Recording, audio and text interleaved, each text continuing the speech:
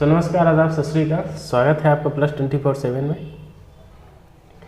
तो अतिथि शिक्षक जो भी हैं उनको ये पता होगा कि इस समय पर ऑनलाइन अपडेट चल रहा है, जिसमें एक अनुभव प्रमाण पत्र का दावा, दूसरा है जो टेट पास है उनकी जानकारी उनको मतलब सम्मिलित करनी है पोर्टल के माध्यम से। अब इसमें सबसे बड़ा एक जो चर्चा का विषय है कि सर इसके बाद क्या होगा।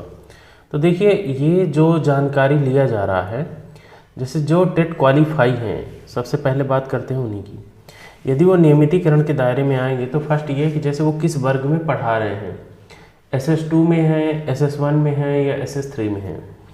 अब जैसे कोई गेस्ट टीचर हैं जो SS1 में पढ़ा रहे हैं, कोई सब्जेक्ट पढ़ा रहे हैं, बॉटनी, जूलॉजी, इंग्लिश, मैथ, कुछ भी सब्जेक्ट, ठीक है, और उनका जो क्वालिफिकेशन जो पात्रता परीक्षा पास हुआ है वो वर्ग 2 का हुआ है, SS2 का, ठीक है, वर्ग 1 में वो नहीं है।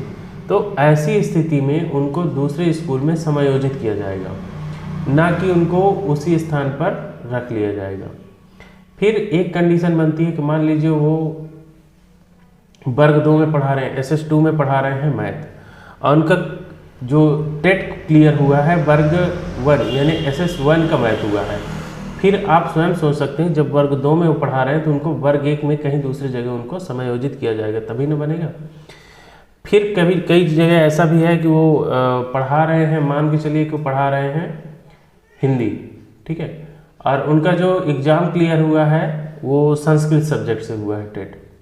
तो ऐसी स्थिति में कई सारे विभिन्नताएं हैं जिसको अब जो है पोर्टल के माध्यम से गवर्नमेंट मंगवाएगी। इसके बाद उसमें क्या है, किस पोर्टल में कौन सही बैठ रहा है, उसके अनुसार उनका क्लियर किया जाएगा और उनको उस स्थानों में समायोजन किया जाएगा जहां उनकी आवश्यकता है।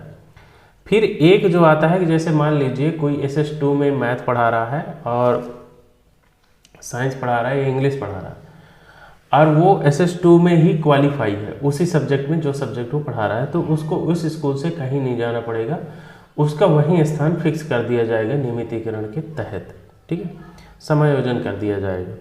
तो एक तो ये प्रक्रिया बन सकती है।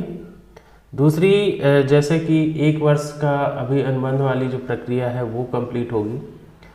फिर जो गेस्ट टीचर ऐसे हैं जो पात्रता परीक्षा पास नहीं है, तो इससे ये क्लियर हो जाएगा कि जैसे यही जो सिस्टम है कि मान लीजिए वर्ग 2 में पढ़ा रहे हैं और वर्ग 1 के एग्ज़ाम क्लियर है, तो माइट भी पास कि उनको जो है तो उनकी भी विभागीय परीक्षा में उनको भी सम्मिलित किया जाए, ठीक है। तो ये फिलहाल देखने के लिए है कि क्या होता है। तो एक सबसे बड़ी जो मुद्दा यही है कि वो जिस वर्ग में पढ़ा रहे हैं, क्या उसी वर्ग में वो क्वालिफाई किए हैं कि नहीं किए हैं, ये भी एक जांच हो जाएगी, ठीक है। एक जो सबसे बड़ी समस्या आ रही है ट्राइबल में आ रही है, क्योंकि एजुकेशन में आपको पता है कि फीडिंग होने लगी है, कोई दिक्कत भी नहीं है, लेकिन ट्राइबल में जब आप लॉगिन करेंगे, लॉगिन करने के बाद जैसे ही आप जाते हैं कि अनुभव प्रमाण पत्र का दावा करें या अपडेट करें, तो जो आपका पैनल में नाम आना चाहिए सत्रवार, विषयवार, ठीक है, जो सत्र के अनुसार जो नाम आता है पैनल में, वो आपको शो नहीं होगा। उसका कारण है क्योंकि ट्राइबल में ऑनलाइन नहीं है, सिर्फ एजुकेशन में ऑनलाइन है, इसलिए एजुकेशन वाला शो करता है लेकिन ट्राइबल वाला शो नहीं करता।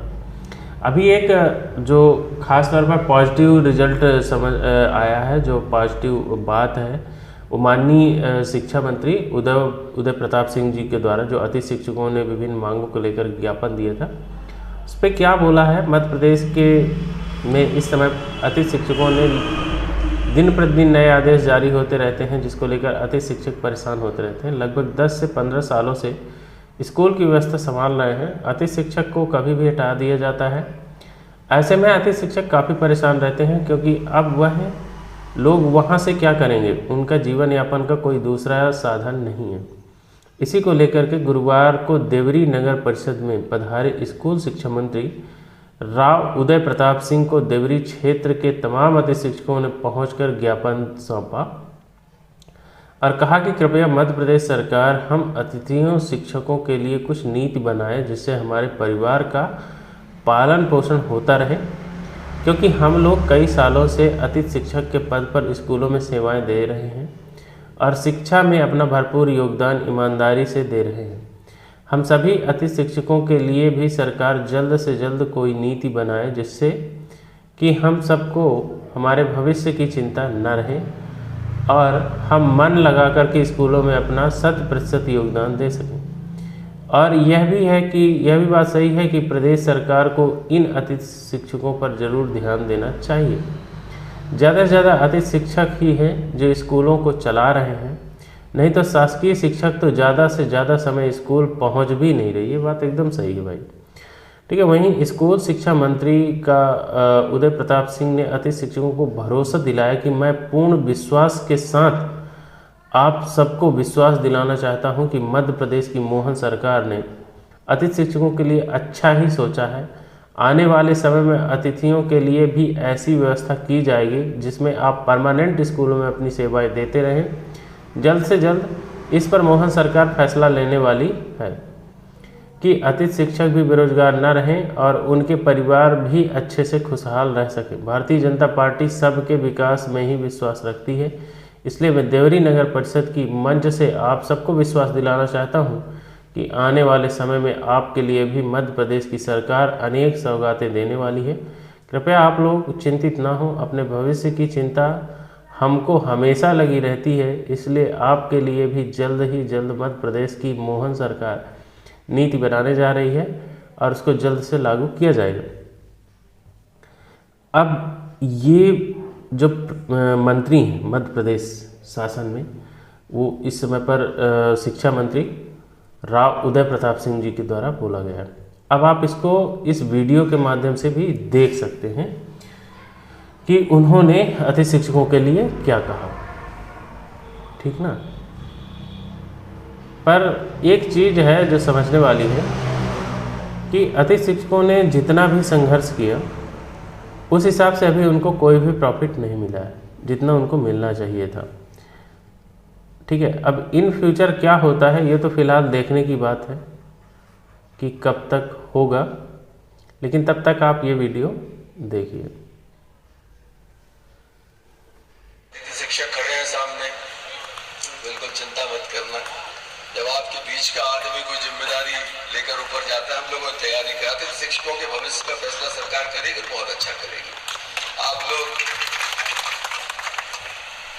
लोग भविष्य में एक अच्छे व्यवस्थित तरीके से प्रदेश सरकार के शिक्षा विभाग में काम करें, हमारी चिंता का विषय है। हम लोग लगातार उस पर काम कर रहे हैं। कई केसेस चल रहे हैं हाई कोर्ट में, कई मामले सब जुडिस हैं, उन पर भी अलग से वकील लगा के हम लोग पैरवी कर रहे हैं, तेजी से मामले निपटे। अतिथि शिक्षकों का अच्छा विषय है और सारे अतिथि शिक्षक व्यवस्थित तरीके से शिक्षा विभाग में लग जाए, काम करते रहे, इस बात की चिंता सरकार कर रही, माननीय मोहन यादव जी स्वयं कर रहे हैं। इसलिए आप अपनी चिंता छोड़ के बढ़िया जो जिम्मेदारी मिल रही है अभी उसे करो, सरकार आपकी व्यवस्था करेगी। इस बात को बहुत जिम्मेदारी से मैं आपके बीच में कह के जा रहा हूँ। पुनः मैं सभी देवरी वासियों का आशा करता हूँ आपको वीडियो के माध्यम से समझ में आ गया होगा। अब यही है कि जैसे एजुकेशन में फीडिंग चल रहा है, पोर्टल में अपडेट भी हो रहा है, चाहे वो टेट पास हो और चाहे वो पात्रता परीक्षा को लेकर हो। लेकिन जो ट्राइबल डिपार्टमेंट है उसमें अभी जो है तो ऐसी कोई भी वो आपको अपडेशन दिखाई नहीं देगी। यदि आप लॉगिन करते हैं तो आपको डायरेक्ट दिखाई देगा कि डाटा इज़ नॉट फाउंड, ठीक है। चूँकि जो सत्रवार जानकारी पैनल में एजुकेशन में दिखा रहा है वो ट्राइबल में नहीं दिखा रहा है। इसका सबसे बड़ा कारण है कि ट्राइबल में जो आपको मानदेय मिलता है वो ऑफलाइन मिलता है, ना कि ऑनलाइन। जब वो ऑनलाइन मिलता है तो बड़े ही आराम से आपका वो जनरेट हो जाती है, ठीक है। तो फिलहाल मिलेंगे नेक्स्ट वीडियो में, तब तक के लिए जय हिंद, धन्यवाद। आपका दिन शुभ रहे। जो भी आपको क्वेरी हो आप कमेंट्स में लिख सकते हैं। बहुत बहुत धन्यवाद।